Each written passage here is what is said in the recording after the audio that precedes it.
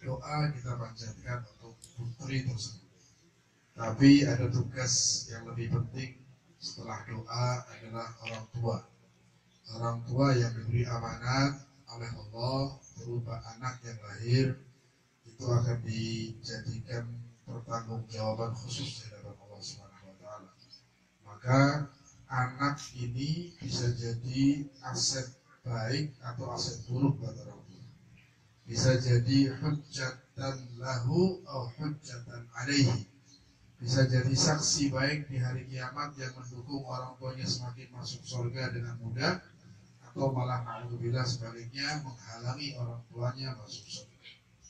Karena nanti di akhirat ada sebagian orang tua yang hidupnya di dunia termasuk kategori orang yang sukses.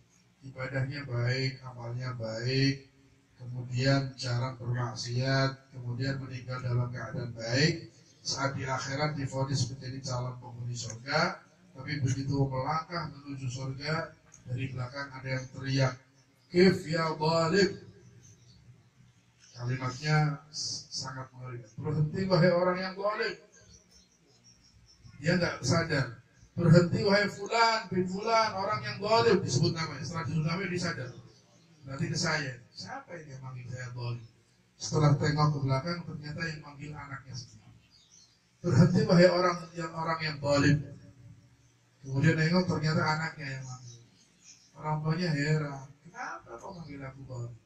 Ya, anak ini protes, nuntut di hadapan Allah. Apa yang dituntut oleh anak ini kepada orang tuanya?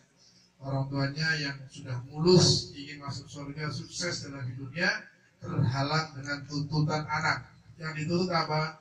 Anak ini lapor kepada Allah, ya Rabb, dia orang tua saya, betul dia orang baik, betul dia sering ke masjid, betul sholatnya selalu jamaah, betul dia hadir majlis, betul dia orang baik, tapi saya tidak pernah diajak. Saya nggak pernah diajak sholat ke masjid, ngajak cuma sepintas saja, nggak pernah sabar dalam mendidik saya. Saya cuma dikasih fasilitas uang, sepeda motor, sekolah, tapi saat jamiahan, saat duduk dengan para solihin, saat beliau ini orang tua saya hadir kepada majlis-majlis khair, saya nggak pernah digandeng. Saya nggak pernah diingatkan dengan sabar. Ingatkan sebentar, nggak sabar, dilepas saya begitu saja. Saya nggak dapat didikan yang sempurna tentang agama. Saya nggak dapat perhatian khusus tentang agama, sehingga hidup saya sengsara saya. Maka saya nggak terima. Ini zalim. Orang tua saya zalim. Dia mengurusi diri sendiri, tapi melupakan anaknya. Maka saya tuntut dia harus jadi kawan saya dia di neraka masuk. Setelah dicek ternyata betul hidup di dunia nggak peduli sama anaknya. Yang tadinya orang tuanya mau masuk surga, akhirnya digiring bareng ke neraka baru saya. Naudzubillah min. Tapi ada anak yang justru orang tuanya akan celaka jadi selamat karena anaknya. Orang tuanya mungkin tentunya dari saya. Orang tuanya lawala. Terus lawala boten. La ilmu, la sholat, ilmu boten gak ada ibadah ya, masya Allah. Malas, belum tentu jadi orang baik. Tapi karena orang tuanya prihatin, peduli, menaruh anaknya di tempat yang tepat, disekolahkan ke tempat yang benar, ke madrasah diniyah, di pondok pesantren, dikenalkan, dibawakan ke orang-orang soleh, hadirkan majlis. Kalau ada orang soleh bikin gendong comot perak tempel nasirai, nyekul diberkahi. Jangan dikira sentuhan berkah tangan-tangan soleh itu gak bermanfaat buat anak. Tatapannya saja bermanfaat. Sawangannya wong soleh, tatapan matanya orang soleh saja bermanfaat, apalagi doanya, sentuhannya, perhatiannya. Apalagi sampai ada di hatinya orang soleh anak tersebut. Wong soleh sampai senang mari bocah karena seringnya marani, salaman, marani. Dia senang lihat anak itu. Ada di hatinya orang soleh. Anak kita ada di hatinya orang soleh. Masya Allah. Saat orang soleh dapat nur, saat orang soleh hatinya dapat sir, saat orang soleh dapat barokah, dapat rahasia dari Allah. Anak kita ada dalam hatinya, anak kita kena barokah. Jangan dikira anak-anak kita kalau nggak didekatkan orang soleh nggak dapat pahala, dapat sir. Hadirkan majlis baik akan dapat kebaikan yang turun di majlis. Dekatkan orang soleh akan dapat keberkahan orang soleh. tatapan orang soleh, sentuhan orang soleh, doa orang soleh, perhatian orang soleh, ini adalah pondasi baik buat anak kita. Supaya nanti tumbuh, dia akan cari kepada orang-orang yang soleh dan majlis-majlis soleh. Yang si awit alit niku biasa ketemu nih wong soleh, nyawangnya wong sing sorbanan, gamisan, sarungan, baca solawat, telinganya terdengarnya solawat, gosida, duduknya di majlis orang sarungan semua, amin amin, Quran didengar, solawat didengar, zikir didengar. Setiap saat yang masuk dalam telinga dan otak anak itu baik, maka tumbuh anak itu akan cari tempat-tempat baik. Nyambung awit cilik biasa nyambung sing apik-apik. Tapi ning sing awit cilik mall. Jalan-jalan paling bermol toko alun-alun, bikin jalan, keliling muter-muter, odong-odong. Wong tuane sing rusak. Mentanya di jalan terus, nanti mentanya naik odong-odong, jalan-jalan pakai motor, jalan-jalan ke alun-alun, jalan-jalan ke mall, lihat orang fasik, lihat orang aurat yang terbuka, lihat orang-orang yang gak sholat, lihat orang yang gak pernah sujud sama Allah. Setiap saat matanya disambungkan ke orang-orang buruk, dia masuk dalam hati anak itu buruk. Nanti tumbuh besar dia akan cari kepada yang dulu pernah dilihat. Jadi dari kecil orang tua itu harus sinkronkan, harus sambungkan anak kita kepada yang baik-baik, orang soleh, tempat baik, orang baik. Maka insya Allah saat tumbuh besar dia akan cari tempat-tempat yang baik, akan senang dengan orang-orang yang baik. Insya Allah. Ning sampun atine semantol kali tiang soleh, semantol kali panggilan-panggilan yang sae, nanti tumbuh dia akan mencari terus. Insya Allah itu alamat anak baik. Amin Allahumma amin ya rabbal. Sama yang kedua, yang terpenting lagi adalah saat orang tuanya memberikan rizki, memberikan nafkah kepada anak, yang masuk mulut anaknya sebisa mungkin harus yang bersih, sing halal, aja mung sehat tok, aja mung vitamin, protein, karbohidrat, tenaga bentuk tubuh. Ya itu bagus, tapi buat fisik saja.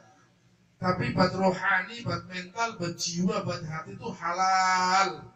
Penting. Rizki halal itu menyehatkan jiwa rohani anak kita.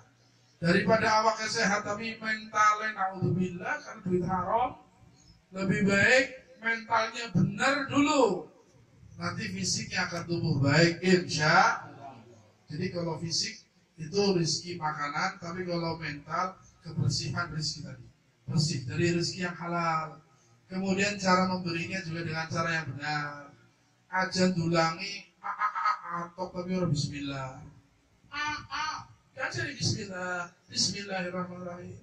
Saben bocapan keprok sekol tangannya bismillah dulu, nah bismillah. Mau minum bismillah dulu. Ini lagi durung bisa ngomongnya si bismillah wong tuane. Bismillahirrahmanirrahim. Penyusui maaf ibu yang sedang nyusui, jangan asal nyusui. Bismillahirrahmanirrahim. Ya Allah, mudah-mudahan air susu saya doa dulu. Mudah-mudahan air susu yang masuk ke perut janin saya menjadi sebab anak ini tumbuh jadi anak yang soleh. Bagaimana ibu itu luar biasa dahsyat. Baru bismillah, menyot, nyusu anaknya. Tapi saat nyusu, ibunya jangan bermaksiat. Ibunya jangan melihat hal-hal yang haram. Nyusu ini gorot nyawang televisi, sinetron. Baru gue ngerasani, baru gue ngomong si asu. La ilaha illallah. Lagi kontak sama anak, dia berbuat maksiat, turun laknat, nyambung laknatnya ke anak ini. Iya. Lagi kontak sama anak, dohir batin ini kontaknya berarti. Fisiknya kontak, rohaninya kontak anak sama ibu lagi nyusui. Lagi nyusui, dia mentransfer keburukan-keburukan. Nyawa wong fasik, nyawa wong kafir, jadi sawang TV. Maka keburukan fasik kafir yang masuk ke ibunya kontak ke anaknya. Berarti Anda menyambungkan keburukan ke anak saat itu. Alhamdulillah.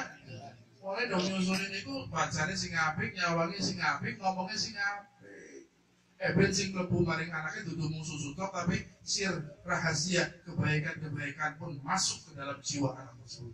Nyusuni istighfar, baca sholawat, satu sholawat 10 rahmat. Dapat rahmat, ibunya dapat, anaknya dapat. Karena nyambung.